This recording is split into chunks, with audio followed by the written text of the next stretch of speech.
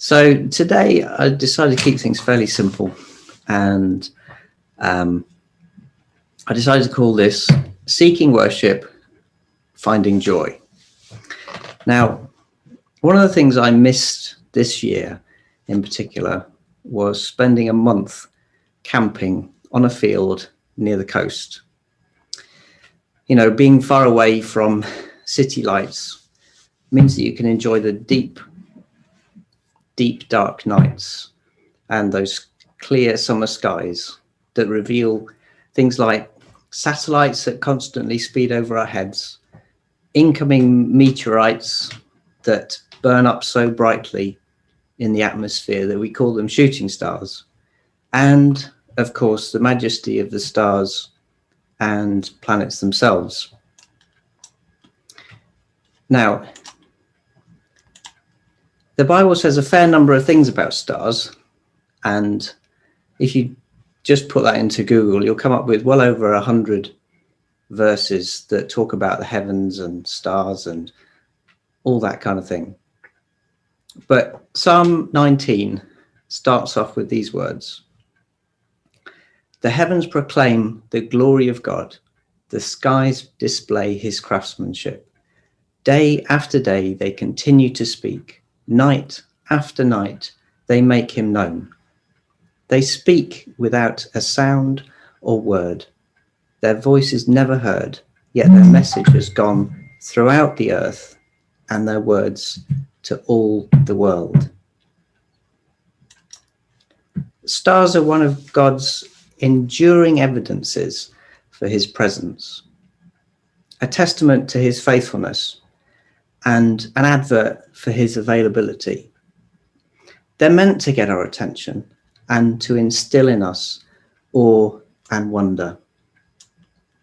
If we allow ourselves to linger, then they also coax us to ask deep questions like how and where and why.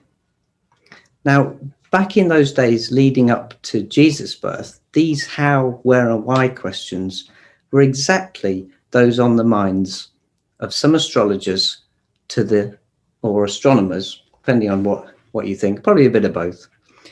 Some astronomers to the east of Israel, who we know as the wise men.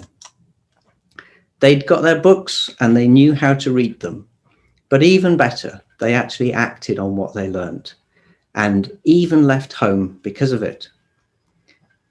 When they arrived in Jerusalem, they knew exactly who they were looking for and where to look for him.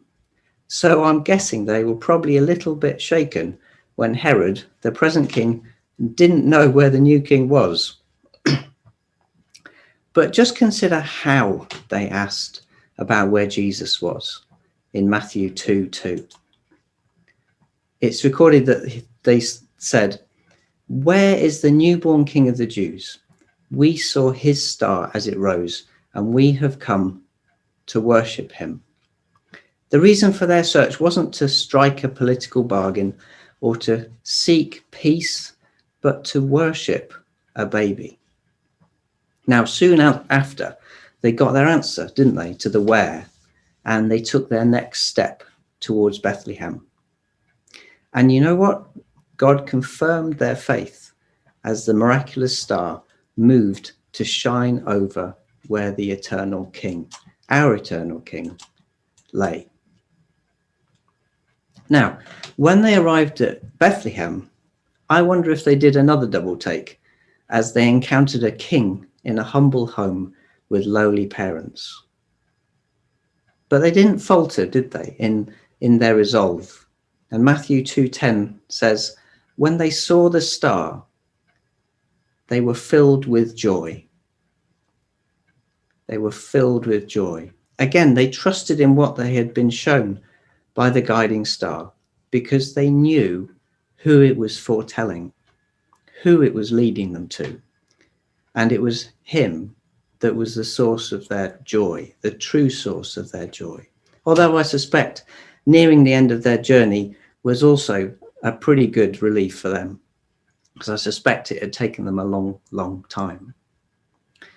They then not only offered their gifts, but they offered themselves as they worshipped the baby Jesus.